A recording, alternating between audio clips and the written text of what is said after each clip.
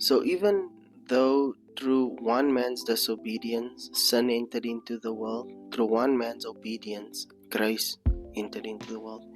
You see, Jesus, although being found in the appearance of man, and although he did not treat it equality with God, but humbled himself in the form of a man.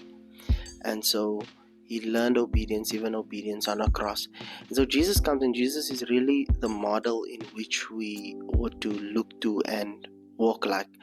And by Jesus coming, he's saying that I don't want you to be like Adam. I don't want you to walk in the way Adam walked.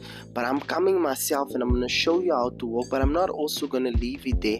I'm going to grant you grace. I'm going to be an example, and I'm going to walk with you through it.